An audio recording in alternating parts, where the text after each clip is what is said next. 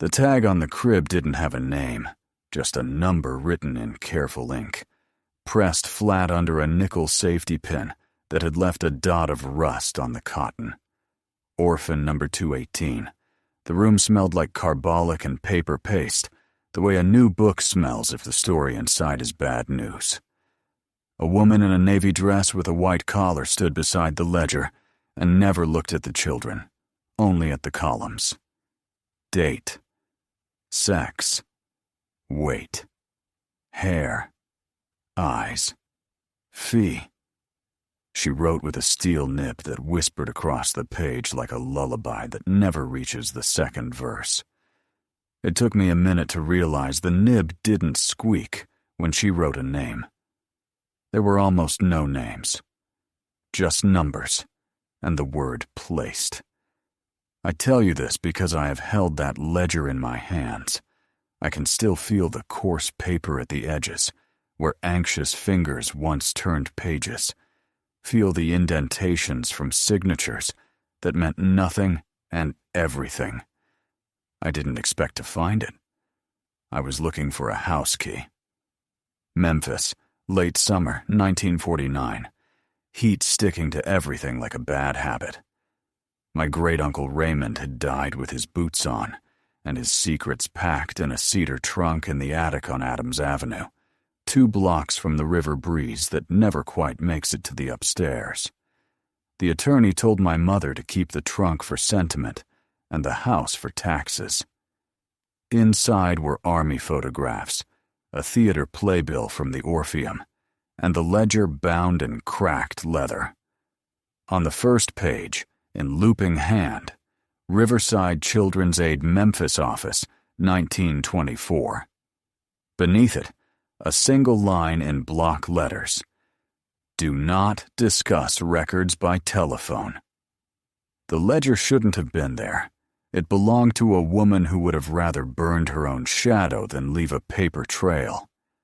Her name, at least the one she put on polite invitations, was Miss Evelyn Mayweather. She called herself Director. County papers called her a saint. Women who had nothing left to sell called her Ma'am. The kids later called her something else when they found each other as adults and compared the shape of their missing pieces.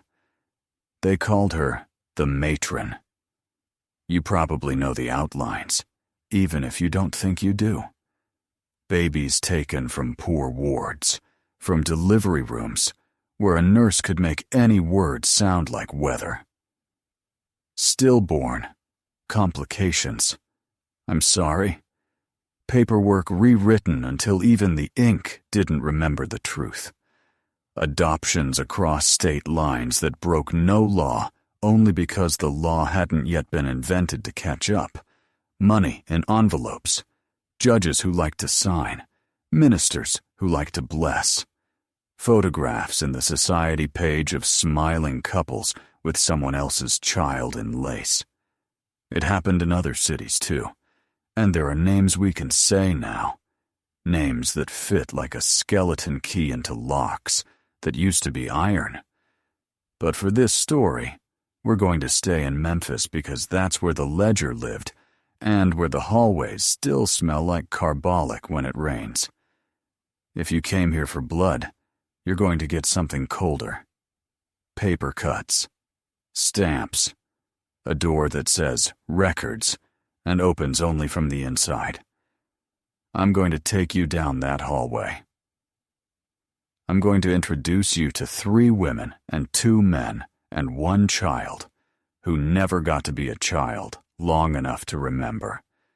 They all walk through the same door. It clicks behind them the same way every time. First, there's Lila Mae Johnson, 19 and stubborn as summer. She walked from a shotgun house near Crump, with the kind of hands that show laundry soap in the cuticles. The year was 1937, the Mississippi running low and mean, the Redbirds losing more than they won. She made it to the charity hospital after midnight, bent in half and biting down on a clean rag to keep from waking the ladies in the ward. She was not married, and she was not white, which in that room meant the nurses called her honey without looking at her face. The older nurse had a scar at her hairline and a voice that could quiet a dog. When Lila May asked for water, the nurse brought a cup with a chip in the lip and patted her shoulder.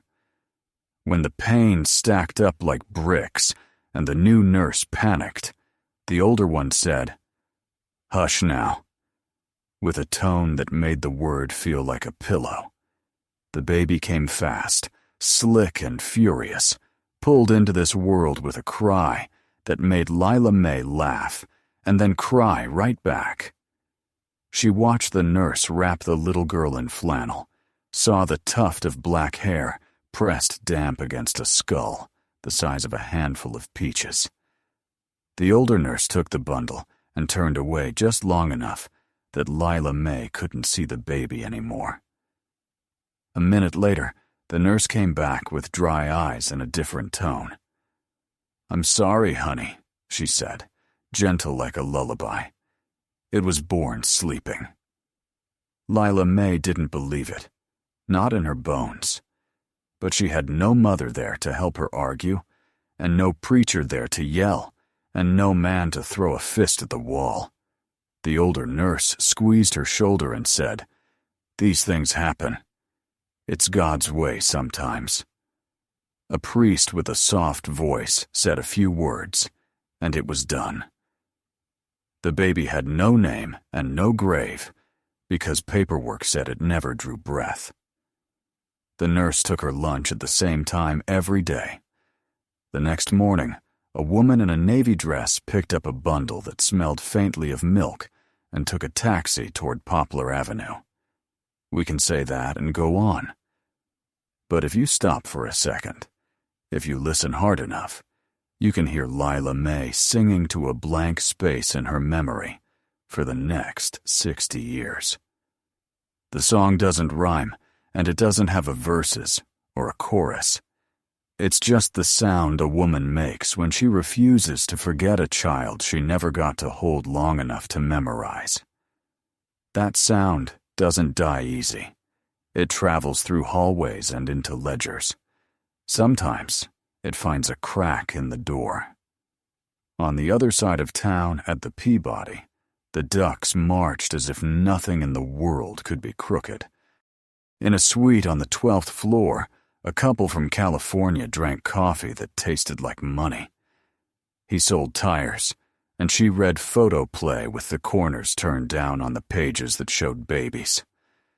Their names were Charles and Dorothy Langford, and they had been to 3 doctors, 2 specialists, 1 riverboat fortune teller, and a revival tent just off Beale, where a boy preacher put his hand on Dorothy's forehead and promised that the Lord had plenty to give, and she just needed to open her heart wider. The preacher didn't know about scar tissue. Miss Mayweather did.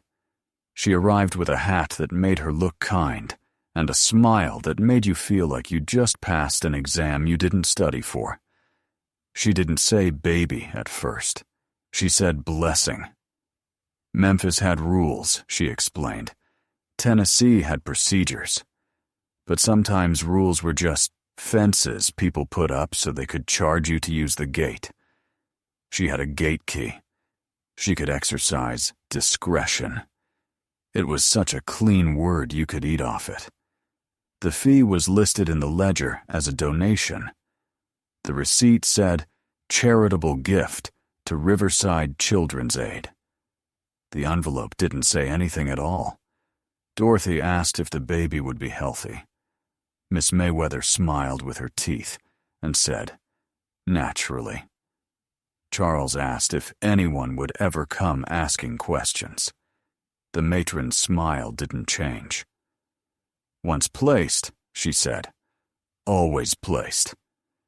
Later that night, Dorothy crossed out the word placed in her mind and replaced it with saved. She slept better with that word.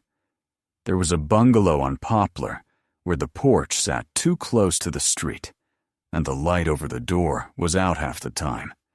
It shared a back fence with an empty lot where the earth settled in ways that suggested someone had been busy with a shovel and a conscience.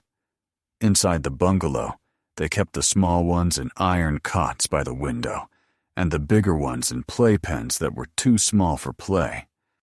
The crib tags were always written in the same hand, though there were 3 women who could sign it. The tags were pinned with the same nickel safety pins, and the numbers meant more than the names. The number told you how quickly the matron thought the baby would place. The higher the number, the longer the wait, the cheaper the fee. There were notes in the margins like grocery lists that would kill your appetite. Mother claims widow verify. Father unknown. Italian features. Light eyes hold for Monday couple. Twin B weaker consider Catholic placement. A woman named Sister Agnes came on Fridays with a basket of infant gowns sewn by a church circle that knew more than it admitted. She wore a crucifix that had seen real weather and never asked the matron any questions that couldn't be answered with a nod. After she left, the matron would pull 3 gowns from the basket and throw the rest in a drawer. She couldn't stand charity from people who put their names on envelopes. The matron preferred cash. It said what it meant. One afternoon in 1934, a man from the sheriff's office came to the bungalow and stood on the porch like he was deciding whether to knock or kick. He had a white handkerchief folded into a triangle in his breast pocket and a wedding ring that squeezed his finger when it got humid. His name was Deputy Wardle, and he had come because a woman named Rose had marched into the county building like a storm and refused to leave until someone listened. Rose's sister had delivered a baby boy at a home for unwed mothers out by the fairgrounds. The baby was perfect. Pink. Loud. A day later, the nurse told Rose the baby had been stillborn and taken away. Rose knew a lie when she heard one. She wanted to see a body. She wanted a name on a piece of paper. She wanted a box to put in the ground. The nurse had pressed her lips together so hard they turned white and told her she was upsetting the other girls. Rose upset easily. She had a talent for it. She made it to Deputy Wardle, who told her he'd look into it. He was a man who liked the neatness of promises. On the matron's porch, Wardle took off his hat and wiped his forehead. He knocked. The door opened as if it had been waiting to be asked nicely. Miss Mayweather smiled at him, the way an aunt smiles at a nephew who has just failed to understand a family rule.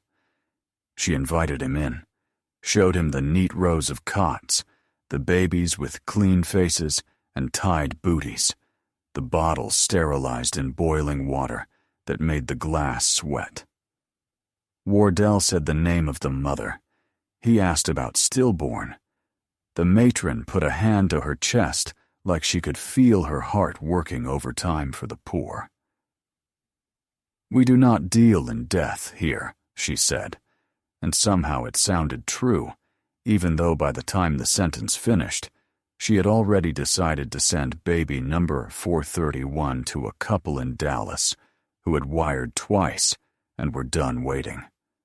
Wardell left with a pamphlet that said, "Every child deserves a home," and a moral stillness that felt like the minute before lightning strikes. He wanted to believe the matron, because believing her meant he could keep the world in categories that let him sleep. He told Rose the papers were in order. Rose threw the pamphlet in the street and said a word he pretended not to hear. The next morning, a nurse at the home for unwed mothers got a letter of recommendation to a hospital in Jackson and took it without asking who supplied the stationery. If you're angry already, you should be. People knew. Not everyone, but enough. The trouble was that the matron knew what to give the people who could stop her. She gave the judges the feeling of being merciful, She gave pastors the feeling of being useful. She gave wealthy couples the feeling of being saved. And she gave the city what it always wants, the impression that the problems of the poor were being handled off stage. The ledger records the money like a man praying keeps count of beads. April 12, 1932. Donation, $200. May under, $350. The numbers climb with the seasons. The notes in the margin climb too. Hold for judge's request. Mayor's secretary called to expedite. A child is an emergency if a man with a checkbook says so. On the back page, an unnumbered entry reads only, Special Placement Peabody, no paperwork. I can tell you which suite because the bellman's grandson told me. And he told me because he never forgot the way the matron tipped exact change. Never a penny extra. As if generosity was a waste of time. There's a photograph I can't show you because it belongs to a woman who keeps it in a Bible and only takes it out on her birthday. She let me look once. It's sepia, the edges scalloped like a party napkin, a row of iron cots by a window, a tag that says, Orphan number 1 to 218. The corner of a ledger in the foreground, open to a page where the last column reads, Fee, and the number written there could get you a second-hand car in 34 if you didn't mind the tires. The photo is crooked, like the person who took it did it quick and then put the camera under their skirt. The light from the window makes a halo over the mattress. It's the kind of picture that makes you forgive ghosts for hanging around. Her name now is Claire Donovan. Back then, it was Baby Girl Johnson, if anyone had written it down long enough to remember. She grew up in a California house with a lemon tree, and a mother who loved her like a miracle, and a father who loved her like a project. The Donovans were not villains. They were the kind of people who believed that if the paper said everything was fine, then it was fine. Claire was a polite child who slept with the window open and had dreams she didn't talk about. When she turned 8, a neighbor told her she looked nothing like her mother, and her father laughed too quickly. A year later, she found a letter in a shoebox, the only thing Dorothy had kept that wasn't meant for keeping. It was from the matron, of course, typed on onion skin paper that crackled when Claire unfolded it. Your daughter is a robust infant, the letter said, of fine health and character. As if character were visible in a font. Claire grew into a reporter because some people become what they need to find. She moved back east because the stories she chased always seemed to lead south like the river. That's how we met. 2 people in a courthouse basement looking for different names and finding the same ones. I had the ledger. She had a photograph. We matched the number on the tag to the number on the page, and it was like hearing your name from a mouth you've never seen. The matron had a way of making decent people into tools. There was Judge Wallace, who wore his compassion like a boutonniere. He signed orders that corrected birth certificates the way a tailor corrects a hemquick. Neat, confident. He'd tell you that the parents were unfit, and the child deserved a better life. And if you pushed, he'd tell you about a boy he knew who starved to death in a cold room, and he'd mean it. He'd mean every word while he handed Miss Mayweather a pen.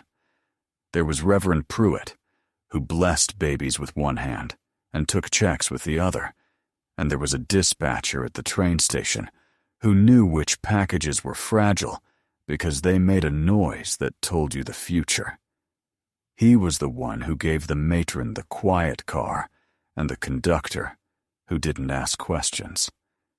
He retired to Missouri and drank coffee on his porch and said he had never hurt anyone in his life. Maybe he hadn't. Maybe he had just waved a train through a stop sign he never saw. The business had an engine, and the engine ran on fear. Poor women feared shame more than grief, because grief could be private, but shame had neighbors. Hospitals feared scandal. Politicians feared newsprint. Wealthy couples feared time. The matron had a pocket watch that clicked when she snapped the cover shut, and she loved to close it mid-sentence and make everyone jump. "We mustn't waste daylight," she'd say, and it sounded like a blessing and a threat. Sometimes the engine misfired. There was a boy named Tommy who had a birthmark in the shape of Oklahoma on his shoulder. His mother, a red-haired girl from downriver, had traced it with her finger when he cried and promised him that someday he'd see the real state, not just the map on his skin. The matron hated birthmarks because they made identification too easy. She rubbed cream on the boy's shoulder until the skin blistered and the map blurred. It never vanished. It just turned into a country you could no longer name. When Tommy was placed with a banker in St. Louis, his new mother called the mark a kiss from God. She never knew why the boy flinched when she touched it. There was a nurse at Riverside named Helen who believed in clean sheets and little else. She was good at her job because good didn't require kindness, only accuracy. She could feed 3 babies at once and burp 2 without spilling a drop. She could strip a playpen in 30 seconds flat. She could also make a friend in a minute if you needed one. She came from Arkansas with a suitcase and a decision that she didn't want to talk about. The matron liked Helen because she never cried. But even people who don't cry have a limit. Helen reached hers the day a boy arrived with a note pinned to his blanket that said, "God forgive me. His name is Samuel." The matron removed the note with tweezers like it had germs. She wrote number 4712 on a tag and pinned it where the note had been. That night, Helen put the napkin with the word Samuel in her pocket and took it home and pressed it into the back of her Bible. She wasn't a perfect person, but the Bible was hard enough to keep secrets for both of them. Ask me how the matron slept. On her side with her back to the door. Ask me whether she ever had a child of her own. She'd tell you she had hundreds. Ask me whether she could tell the difference between a gift and a theft. She'd tell you she was saving children from futures that would have broken them. Ask me whether she believed it. She believed it the way a gambler believes a winning streak is character, not luck. What ends a machine like this? Not conscience, not anger. Paper ends it. Paper in the wrong drawer. Paper that sticks to someone's shoe and travels. In early '49, a new governor wanted to look like a broom, and a reporter in Jackson wanted to look like a scoop. Rumors had been steam for years, fogging the right windows, but steam condenses if you give it a cool surface. The cool surface was a social worker with a spine made of piano wire and a file folder that didn't match the index cards. She was the kind of woman who could get a confession out of wallpaper. She noticed that 3 children had the same birth mother, according to 3 different sets of forged forms, and that birth mother had died a year before those births. She noticed the judge's signature didn't change even when his hand was broken that month from falling off a porch. She noticed that the matron's donations paid for new blinds at City Hall 2 weeks before a shipment of babies left for California. Investigations start loud and end with whispers. Subpoenas.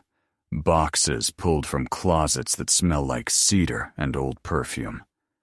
I watched as men from the state opened the bungalow on Poplar like undertakers who still owed the family money. They took the cots out into the sun. They stacked the ledgers in milk crates. One of them, a man whose collar was too tight, asked me how long I'd had the ledger from my uncle's attic. I told him the truth.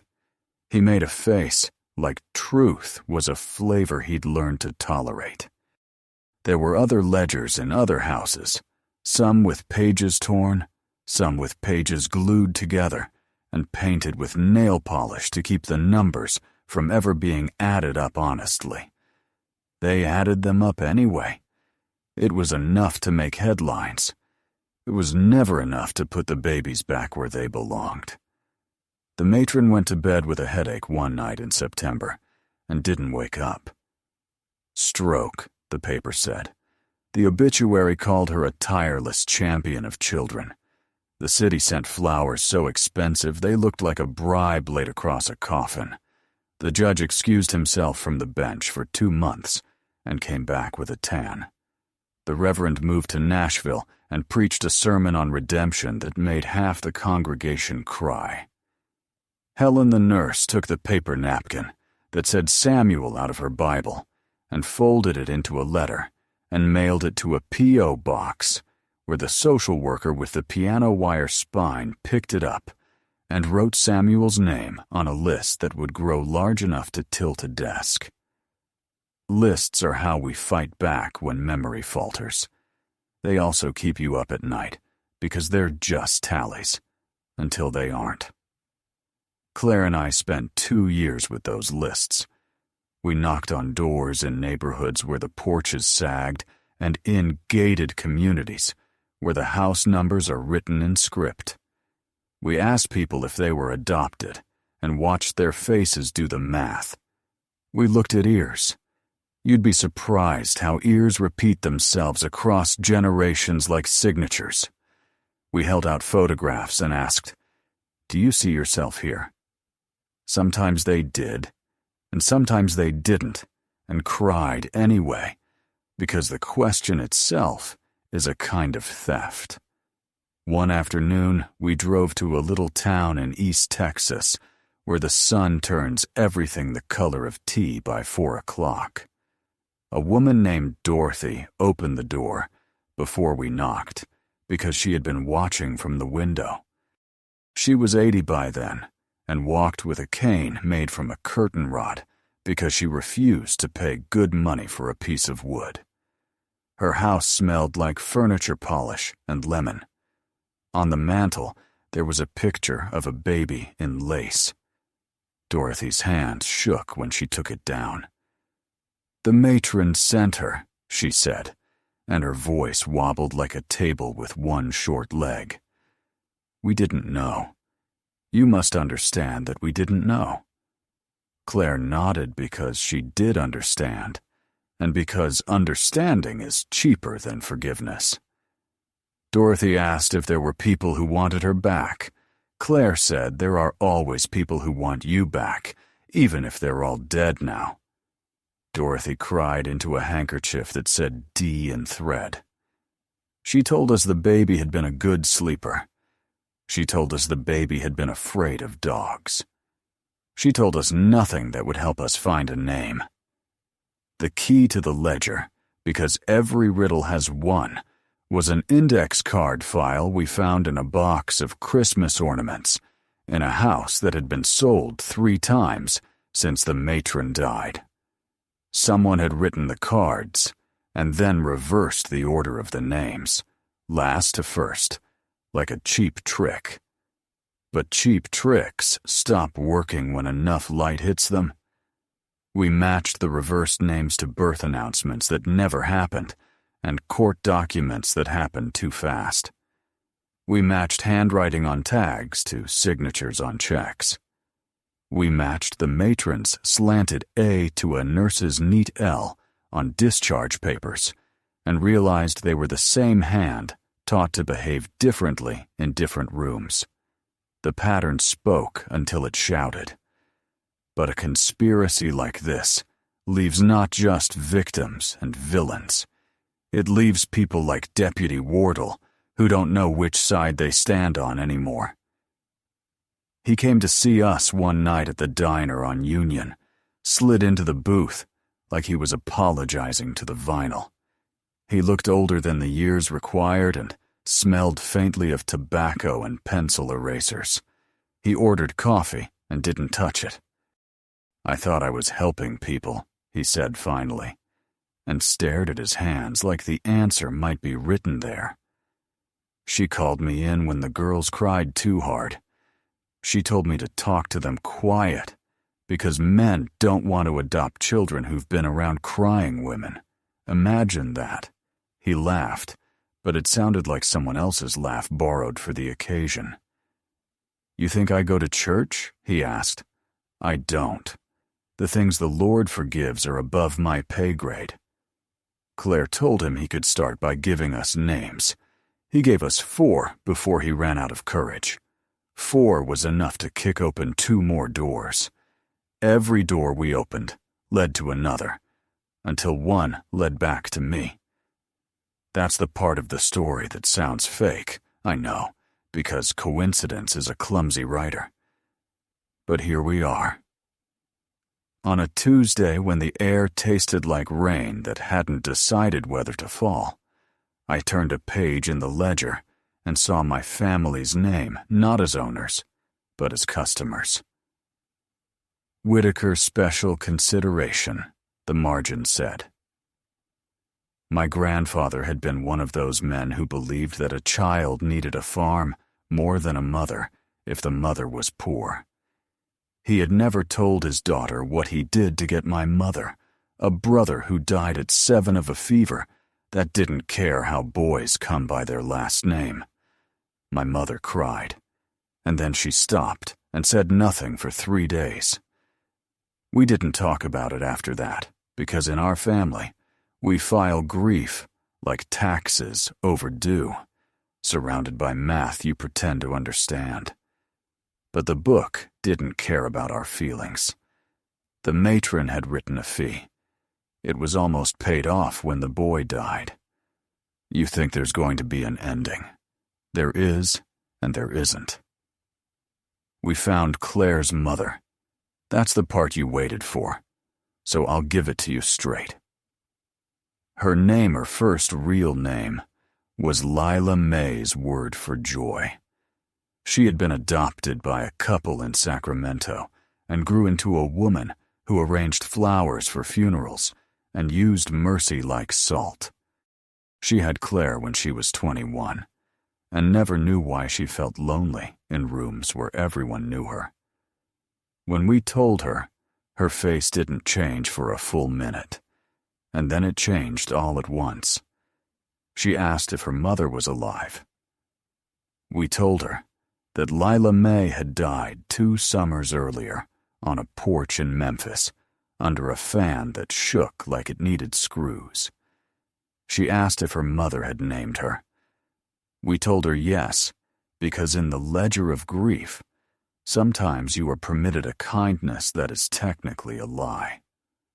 After that, she sat very still and said she liked the sound of Lila May's name enough to carry it in her mouth for a while. Claire held her hand. The moment was both beautiful and terrible in the exact proportions required to feel real. We gave people back what we could.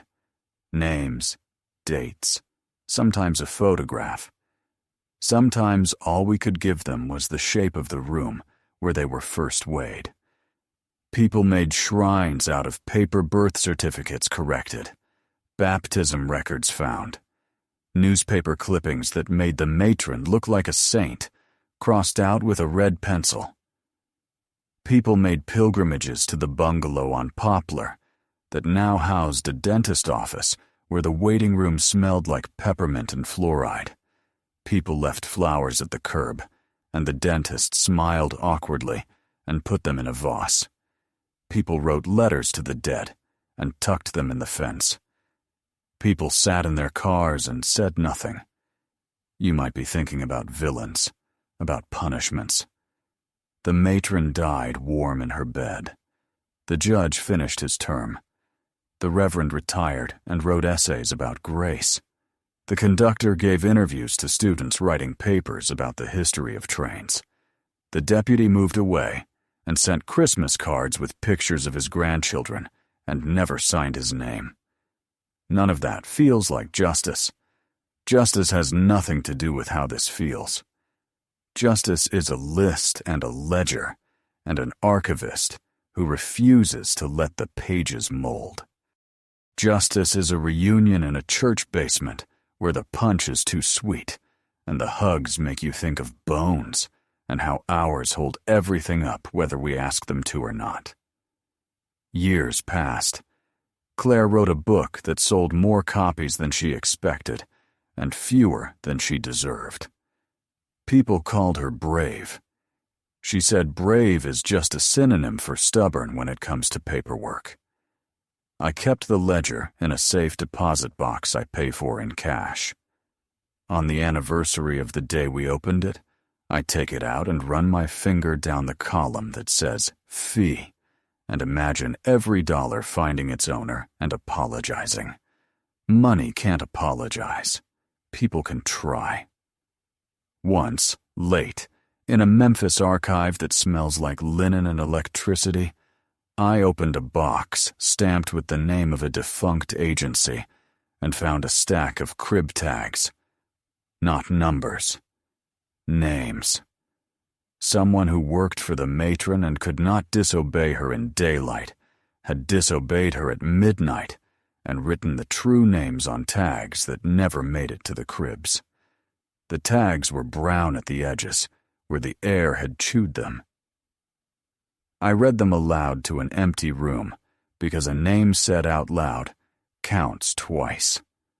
I put the tags back in the box and labeled it with a fat marker, and then I wrote the inventory number in my notebook 3 times, like a spell.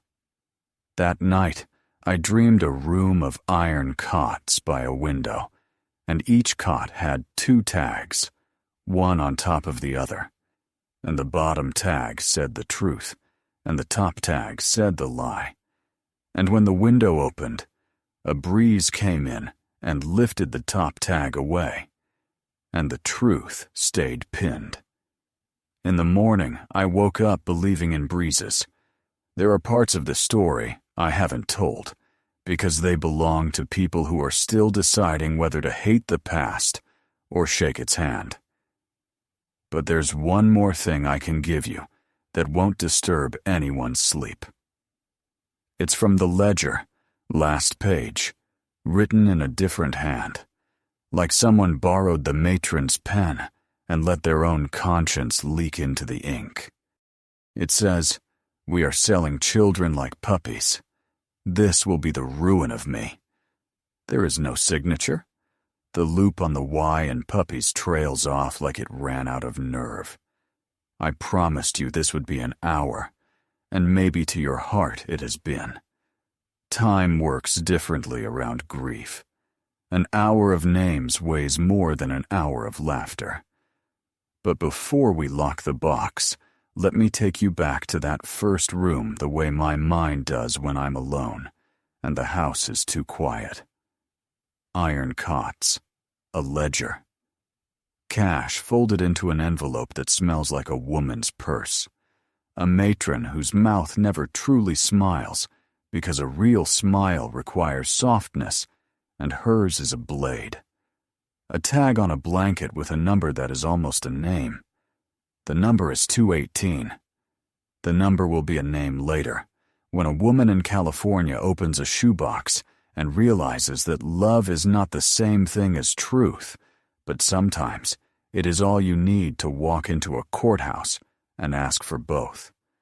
If you're listening in Ohio or Florida or anywhere the trains went, maybe you feel something move under your ribs. Maybe you were adopted and it was done right, and I've made you nervous for no reason.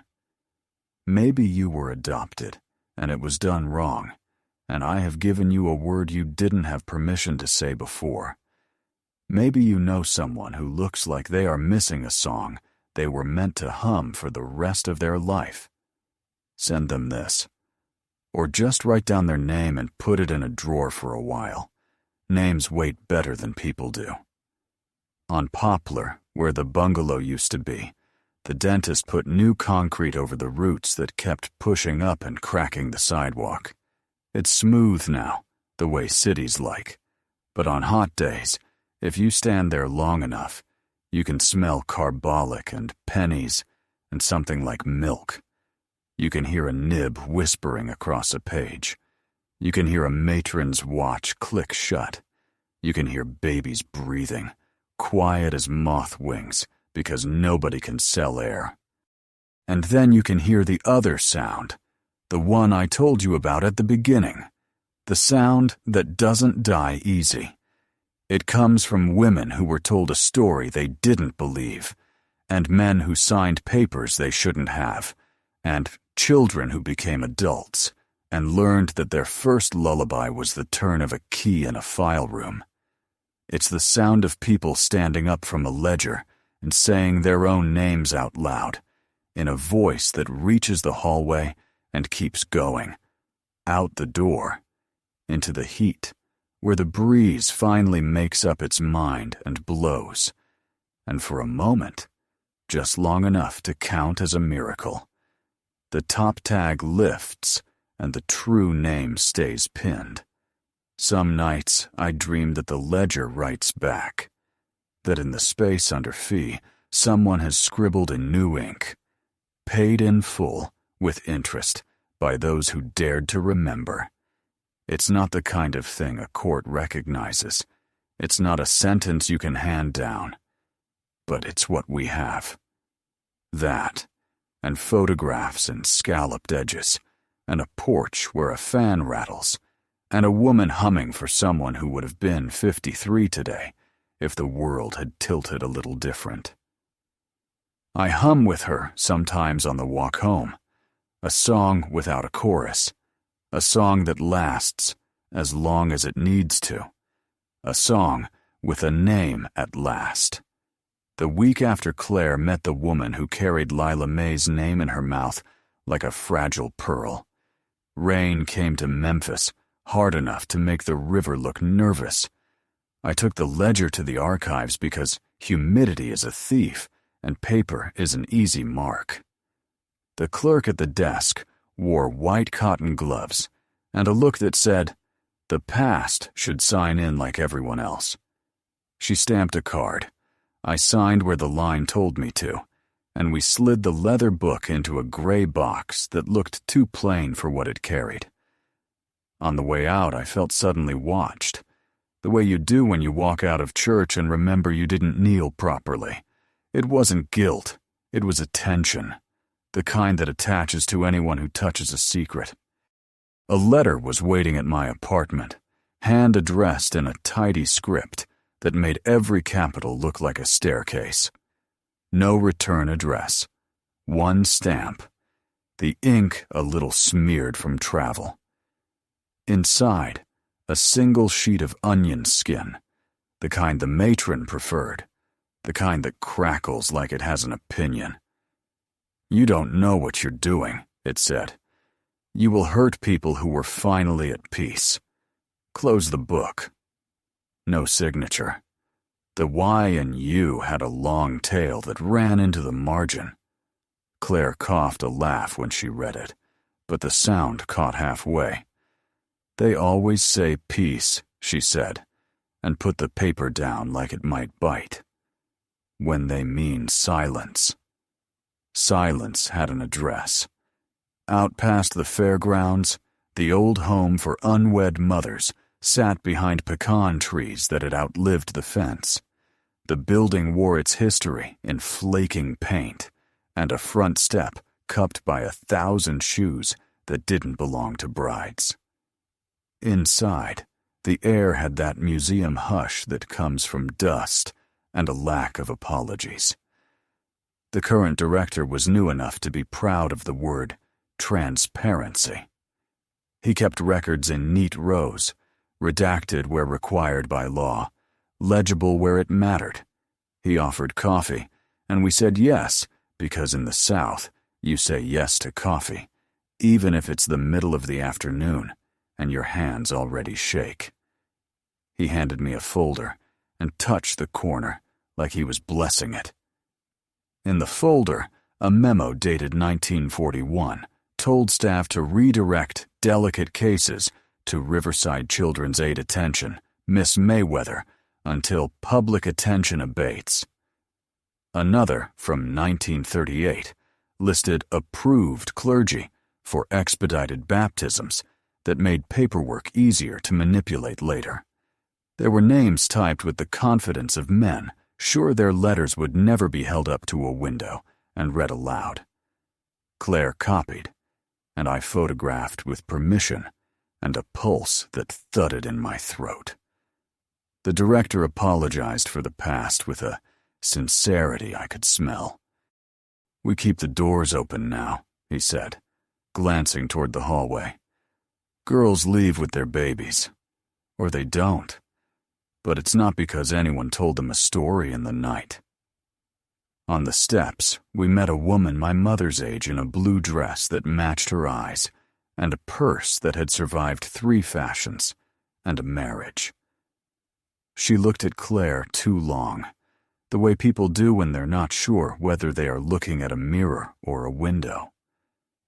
"Were you?" she asked, and then stopped herself. Claire didn't make her finish. "I was," she said. The woman nodded and smiled in that crooked way grief teaches, like she's handwriting with her left hand for the first time. "Me too," she said, and touched the railing, and did not tell us her name. Names kept finding us anyway. A retired janitor from the courthouse called and asked to meet at a barbecue place on Madison, where the smoke stains the ceiling and improvements would be a sin. He slid into the booth with a paper bag and the nervous charisma of a man who knows exactly when the important thing happened. "I burned boxes in 52, he said, before the waitress could even wipe the table. Told to, paid for, supervised by people with clean shirts. I saved one thing." He pushed the bag toward me and looked at the window like he expected rain even though the sky was clear. Inside the bag was a brass stamp, the kind that leaves a raised seal on a certificate. The circle said, "Shelby County Orphans Court." The center said, "Approved." Around the edges, in tiny letters, the motto, "For the good of the child." "I couldn't burn that," he said. Seemed like God should watch it go if it was going, and he wasn't around that day. I took the stamp home and set it on my kitchen table, where it caught the afternoon light like a guilty crown. I pressed it into a scrap of paper. The circle looked official enough to reroute a river. I imagined the matron's hand guiding a clerk's hand, guiding the judge's hand, pressure even, wrists a little turned, leaving a seal that made the lie feel heavy and permanent. I thought of all the mothers who never saw the paper that bore this circle, of all the babies whose names were replaced by numbers, and then by other names that fit better in living rooms with polished floors. There was a man in New Orleans who had been searching for a Samuel since 70C7. He wrote letters every year to any office that might have a box labeled miracles. He included a little picture of a birthmark that looked like Oklahoma. When he finally called me, his voice had salt in it. "Though I suppose," he said, "everything down here does." He worked nights at the port and days at being a father to 2 girls who knew how to boil shrimp and ride bikes, and didn't ask about the photograph of a baby with a stranger's ears. He met us at a cafe where the ceiling fan spun slowly, and the plates were chipped in a pattern that looked like deliberate art. He set the birthmark photo on the table, like some men set down a gun careful, aware of what it can do. Claire told him about the napkin in Helen's Bible, and the index card file, and the ledger entry that said, "Number 712 placed St. Louis." He closed his eyes, and for a second I saw him at 17, deciding whether to run or stay, Whether to tell the truth or tell the story, people like better. I prayed for him, he said, even after I stopped praying for anything else. We followed the line to Missouri and found a man with a faint patch of lighter skin on his shoulder and a wife who said he always flinched when people touched it. He had his adoptive father's square jaw and his birth mother's left ear and a laugh that shut me up. He read the napkin with his real name on it and didn't cry. He asked who wrote it, and when we told him a nurse did, he asked if she was alive. She was, barely, sunlight thin and paper soft in a nursing home where the television always showed a parade. We brought him to her and watched their hands find each other like magnets. It wasn't a movie, not redemption with the volume up. It was simple and strange, and right in the way a picture looks right only after you straighten it on the wall. Not everyone wanted opening. A man in Dallas told us to stop, his voice tense like a violin string that hasn't been tuned since a war. My mother raised me, he said, meaning the woman who paid the matron. I am not a stolen thing. Claire apologized, because we never called to ruin anyone's vocabulary. After we hung up, she stared out the window at a sky that was doing its best to be harmless. There's a cost either way, she said, and everyone pays in a different currency. Currencies ran through everything. We found a banker's widow who kept her husband's canceled checks in a box labeled taxes and good deeds. The checks to Riverside were rounded to neat amounts, the way people tip when they don't want to do the math. She cried when we explained the ledger. We wanted a son, she said, a little angry, like we had moved her furniture. We were told we did something generous. We didn't argue. Two truths can be neighbors without being friends. She gave us a photograph of a christening cake shaped like a cradle. I wrote the back with the real name, then the placed name, then both, because sometimes the only fair thing is to put the facts side by side and let the heart choose how to arrange them. Every so often the past would rear up and demand present tense verbs. A woman named Mrs. Pike, no, first names at first. She was that kind of precise called from a town in the Bootheel and asked us to come quick. We drove through soybean and weather and pulled up to a white house that needed paint and forgiveness. She had been a bookkeeper at Riverside for 6 months in 1939, long enough to learn where the safe was and short enough to quit before the smell of carbolic buried itself in her hair. Her memory nested like birds in the specifics. The safe combination, the way the matron tucked cash in envelopes labeled donations with the O looped lower than the rest, the drawer that stuck unless you pulled it like you meant it. The night a couple from Atlanta arrived with a bracelet as a tip and left without it because the matron preferred cash and disdain. Mrs. Pike took us to her shed and pried up a board from the floor with a kitchen knife. From the gap, she pulled a thick envelope wrapped in waxed paper and a belt that once belonged to a girl with a 22-inch waist. Inside the envelope, 5 crib tags, browned and rigid, 2 birth bracelets with names scratched off but legible if you tilted them under light, a photograph of 3 women in nurses' uniforms, arms around each other, smiles that didn't reach the eyes. On the back, someone had written the year and a single sentence: "We are not bad women." Claire held the photograph like a fragile opinion.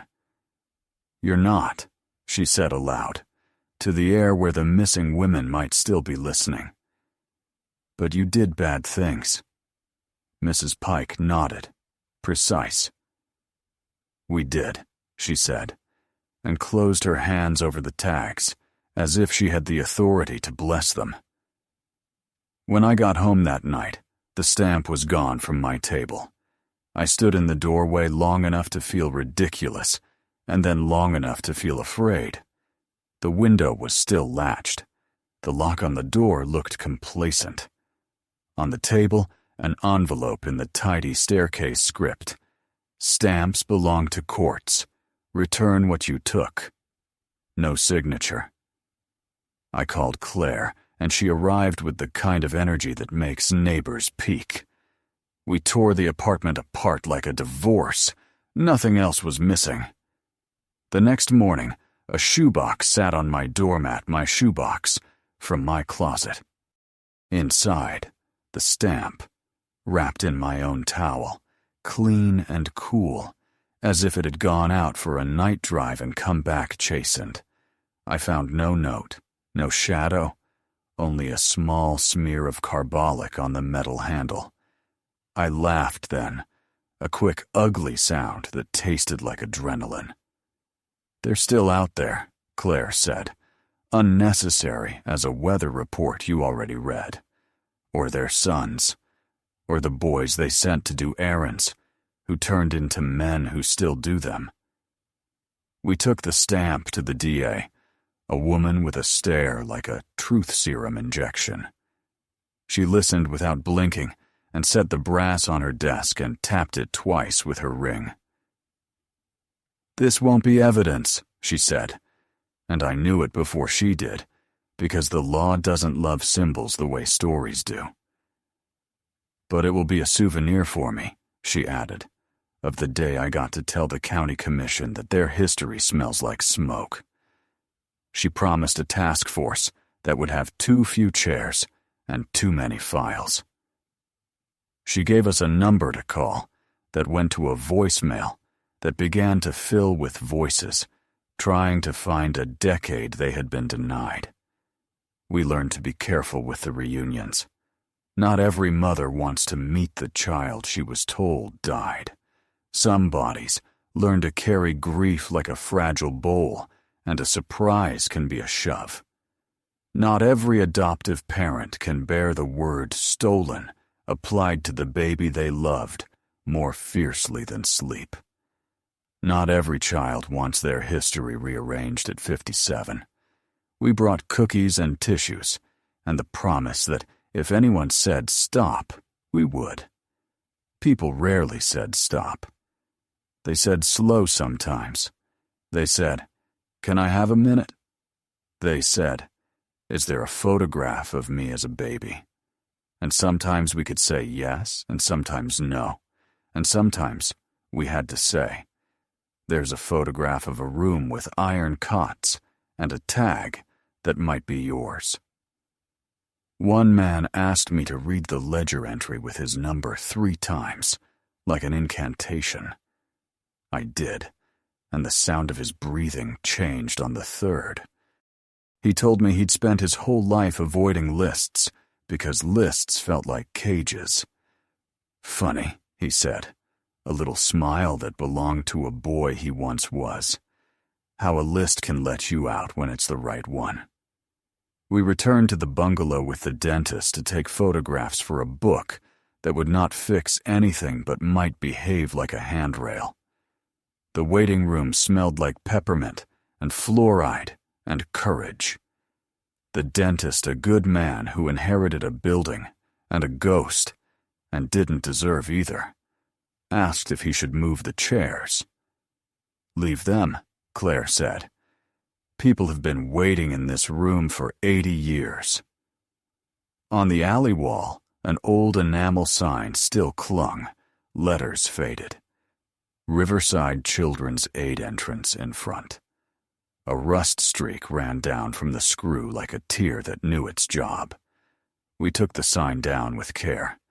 The back was clean, bright tin, as if the part that faced the building had never learned to lie. A week later, a package arrived without a return address. Inside, a key on a red string, the tag handwritten, letters tall and careful. "Storage," it said, and an address in a town 2 hours away that only lawyers and map lovers know. The locker cost 50 cents to open and held 8 cardboard boxes and a smell like old pennies and rain. In those boxes, more crib tags, more index cards, a half-filled ledger with a different woman's handwriting, curlier, almost cheerful. Under the ledgers, a stack of adoption ads clipped from newspapers across the country. Wanted healthy infant, couple of means, church-going, confidential. Discreet placements arranged. No questions. Private nurse seeks infant girl. Blue eyes preferred. The matron had circled some in blue pencil and written fees in the margins like she was shopping from a catalog. Claire said a word under her breath that didn't need a priest, and I agreed. We brought the boxes home and worked the way people do, whose hands remember what to do without instruction. We made a wall of yarn and pins in my living room, and Claire called it a cliché and added more pins. The pattern looked less like a web than a river delta branches, outflows, places where the current picked favorites. California and St. Louis and Dallas and Chicago. Orlando later. Tulsa sometimes. Names gathered, clumped, drifted. We followed one branch to a man who had been adopted by a city councilman in 1935 and now sat on a porch with peeling paint, and a wife who had never taken off her wedding ring even when she should have. He had the matron's index card with his number on it, the corners softened from years in a wallet. He kept it as a talisman against being invisible. "It works," he said, eyes on the horizon. I didn't disappear. Some nights I'd wake at 3 and stand in the kitchen in the dark, with the refrigerator humming like a tired choir. The apartment would feel full, a gentle full, like a library after closing, or a church after a funeral when people have gone. But the music stays. I'd think of the matron's watch clicking shut mid-sentence, and I'd open my eyes wide to make the dark flinch. Then I'd hear another sound under the hum, the nib whispering across the page. Names whispered twice, like a rehearsal, and then the performance. I'd say them back, out loud, the ones I knew, and then I'd say the numbers that were waiting to grow up into names. Claire called one morning with a voice that had a smile in it before the hello. "Come see," she said, and didn't tell me what. At her apartment, on the kitchen table, a cake, white frosting, scalloped edges, a sugar cradle on top that would make a photographer weep. "Dorothy sent it," she said, the widow with the cradle cake photograph. "She said she can't take back anything, but she can bake. We ate cake for breakfast, because sometimes you take sweetness from wherever it volunteers. We sent Dorothy flowers and a note with 2 names on it, the placed name and the true one. No explanations, just the facts with room between them for a heart to decide its posture. The DA's task force met once a month in a room that smelled like dry erase marker and determination. We learned the names of laws that should have existed and wrote drafts that would make the next matron's job harder, even if it couldn't reach back in time and slap the pen out of her hand. A young attorney with a baby face and an old man's patience worked the phones like a switchboard operator in a snowstorm, connecting people to registries, registries to churches, churches to a woman in Iowa who kept an index on 3x5 cards because she trusted paper more than computers. We argued about what to call the work. Reunion felt too neat. Justice felt too formal. Truth felt too fragile. In the end, we called it the list because it behaved exactly like one. When the book finally came out, we did a reading at the library. the room filled with faces that looked related in ways the world can't learn without being told. Afterward, a woman brought me a shoebox tied with ribbon. "I saved these for when the world was ready," she said. Inside, letters her mother wrote to an agency that never answered, a photograph of a baby in a wicker pram, a tag with a number that matched a name in the ledger. We found her son 2 months later in Oregon, a man who restored pianos, and had always wondered why he cried when he heard "Hush, Little Baby," even if no one was singing.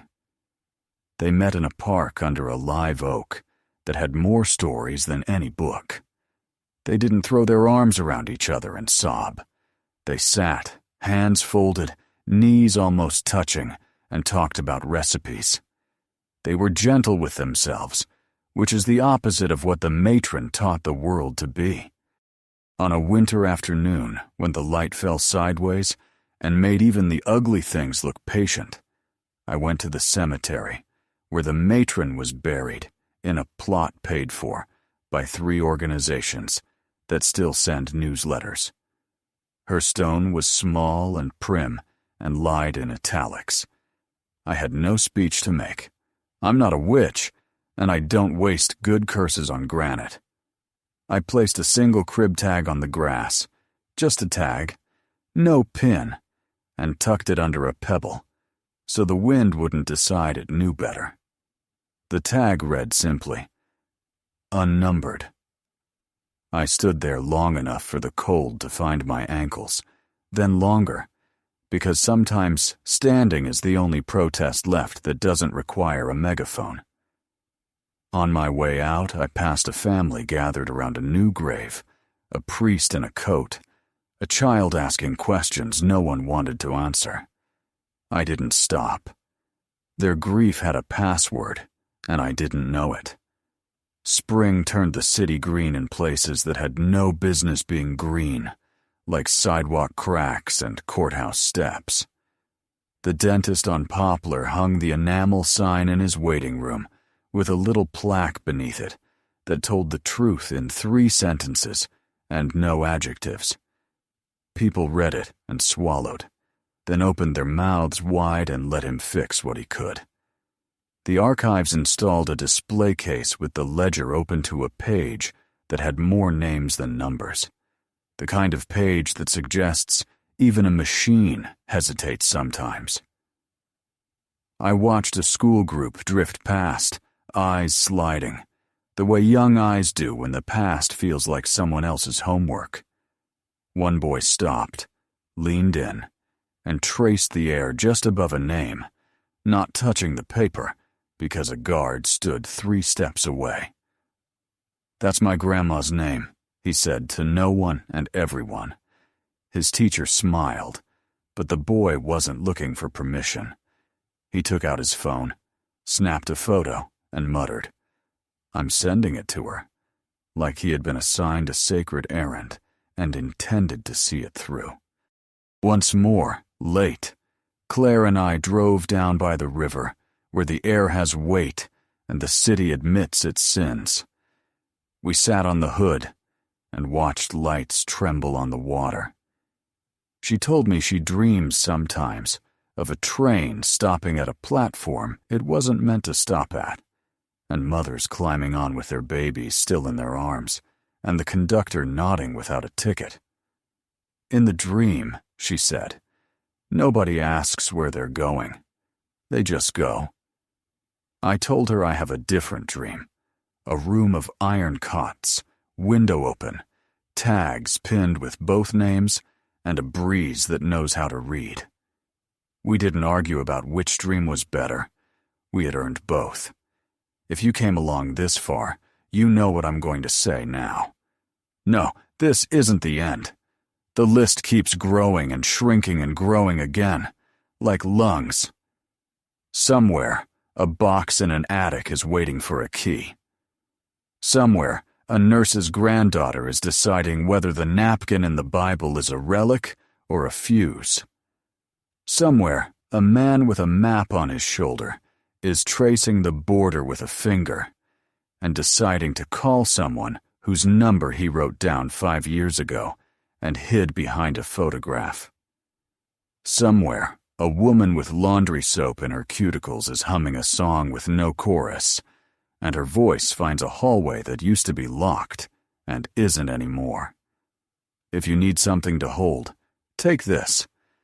The ledger is heavier when 2 people carry it, and lighter when 10 do, and almost bearable when a roomful does, each with a corner. Careful, steady, walking it from the past to a table where the names are read aloud like grace. And if you need a last image, take the simplest one. A tag on a crib, a number becoming a name because someone said it twice. A hand, not a saint's hand, just a human one, pinning the true tag on top where it always belonged. Then a window opening, finally, to let in air that has nothing to sell.